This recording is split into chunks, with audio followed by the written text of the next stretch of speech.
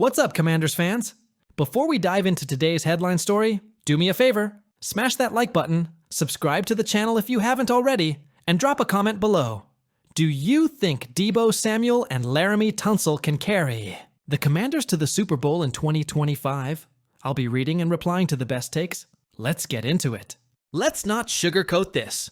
2025 is the year the Washington Commanders are going all in.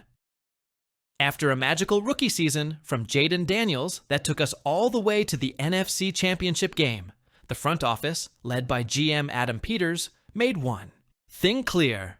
We're not satisfied with a deep playoff run. We want the Lombardi Trophy. With Daniels still on his rookie deal, the team has a rare window to spend and build aggressively. And Peters, he didn't waste a second. Two blockbuster moves shook the NFL, acquiring star wideout Debo Samuel and five-time Pro Bowl left tackle Laremy Tunsil. These aren't just splashy names, they're veterans who are expected to transform the identity of this team. But here's the kicker. Our entire 2025 season might hinge on those two guys. CBS Sports nailed it when they said, how new left tackle Laremy Tunsil and wideout Debo Samuel pan out could determine their postseason ceiling. And honestly, that might be understating.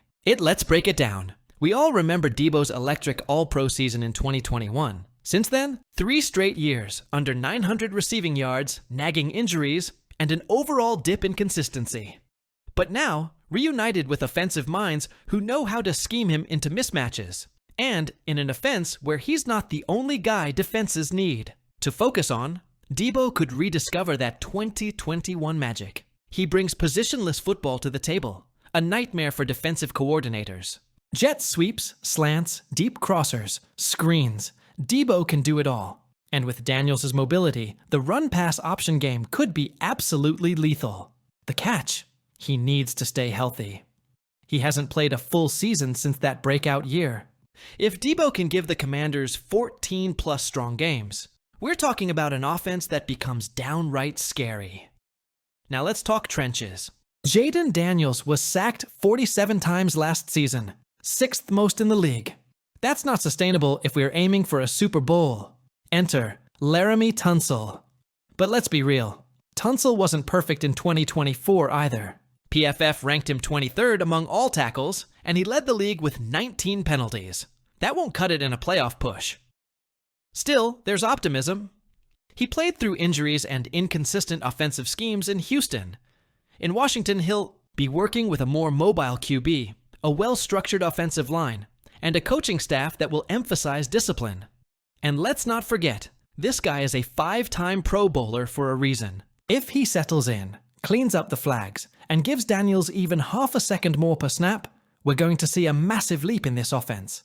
Everything starts and ends with Jayden Daniels.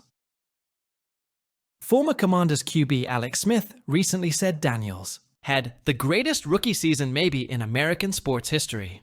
That's not hyperbole. From the clutch fourth-quarter comebacks to his dual-threat explosiveness, Daniels was special. But Peters wasn't content to sit back and assume Daniels would magically get better. That's not how dynasties are built. Instead, he gave him tools.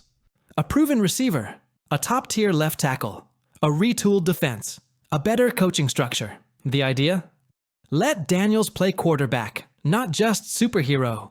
Let him win from the pocket, distribute, improvise when needed, but not carry the entire burden of the offense on his back every week. The more comfortable Daniels is behind that line, the more devastating he becomes. And that's where Tunsil's impact could be the most felt. Fewer hits, fewer sacks, fewer scrambles under pressure, and a whole lot more MVP-caliber efficiency. Another underrated aspect? Leadership and locker room culture. Debo Samuel brings intensity. He's vocal. He's emotional. He's a tone setter. That's something this young offense has lacked. Jayden is calm and composed. Debo is fire. Together, it's a balance that could ignite the unit. Same goes for Tunsil. He's been through battles. He knows what it takes to survive a long NFL season. His presence in the O-line room, especially with a rookie like Josh Connolly Jr. learning the ropes, could be invaluable. These guys weren't brought in just to produce stats. They were brought in to raise the standard. Of course, there's risk. What if Debo battles injuries again? What if Tunsil's penalty problems persist? What if they both underperform? That's the razor's edge. Peters chose to walk when he pivoted to win now mode. But considering the leap Daniels took in, year one, and how close Washington came to shocking the NFC, it's a gamble worth taking. Because the upside? A Super Bowl window opening wide. Just a few months ago, Washington wrapped up one of the most improbable turnarounds in franchise history, going from 4 wins in 2023 to an NFC Championship appearance in Jayden Daniels' rookie season. That run ignited a fan base, flipped a narrative, and, for the first time in decades, restored hope in the DMV. But now, the wins are stacking up off the field too. Just days after finalizing a groundbreaking deal to build a new stadium at the historic RFK site, Josh Harris and his ownership group secured a monumental win. DC has officially been chosen to host the 2027 NFL Draft. Let's pause here. This is the first time the nation's capital will host the draft in the Super Bowl era. That's huge. Not just symbolically, but as a reflection of the NFL's renewed faith in the Commanders franchise. Think about it. 10 years ago, the league wouldn't touch Washington with a 10-foot pole. Now, they're handing us the mic for one of the NFL's biggest off-season spectacles. The Commanders hosting the draft is bigger than football logistics. This is about image. This is about narrative. This is about the NFL acknowledging a sleeping giant waking up. Remember when Bruce Allen, yes, that Bruce Allen, infamously claimed the team was winning off the field, while the roster was crumbling and scandals flooded Ashburn? That statement became a meme, a punchline, a symbol of a dysfunctional organization deluded by its own PR. Well, guess what? Now, over a decade later, the Commanders are actually winning off the field, and this time, it's real. From modernizing the front office, to building a state-of-the-art stadium plan, to landing stars like Laramie Tunsil and Debo Samuel, the culture shift is no longer theoretical. It's measurable. It's tangible. It's national. The 2027 NFL Draft will put Washington front and center, literally on the National Mall, showcasing our city, our fans, and our franchise to the world. Hosting the draft might sound ceremonial, but make no mistake, this is a massive opportunity for DC and the Commanders brand.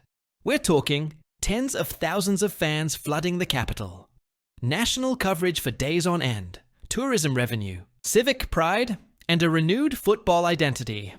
But more importantly, this is a signal to the next generation of fans and free agents. The Commanders are no longer a joke. You know what teams get to host the draft? Franchises with vision. Franchises with momentum. Franchises that are building something, and after the last 25 years of missteps, mismanagement, and misery, this moment feels like poetic justice. Josh Harris and his group, Magic Johnson, Mitchell Rales, all of them promise to restore the franchise's reputation, and moves like this show they're delivering. Now let's connect the dots, because this 2027 draft announcement is perfectly timed with another major off-field win, the pending RFK Stadium project. The plan?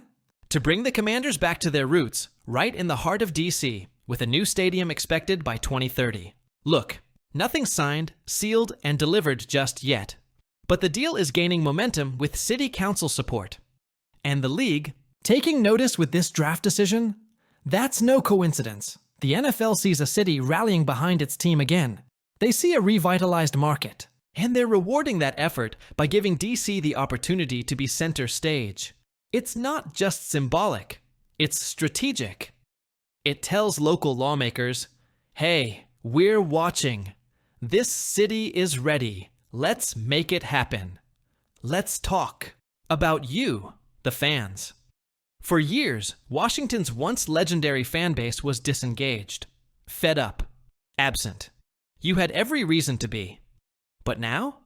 From FedEx Field to social media to the streets of DC, the energy is undeniable. The Debo trade lit the spark. The Tunsil deal added fuel.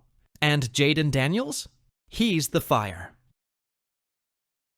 Combine that with a long overdue commitment to honoring the team's history, and now welcoming the NFL Draft. It's no wonder fans are flocking back. Commanders Nation has waited decades for something to believe in. Now we're building something worth staying for.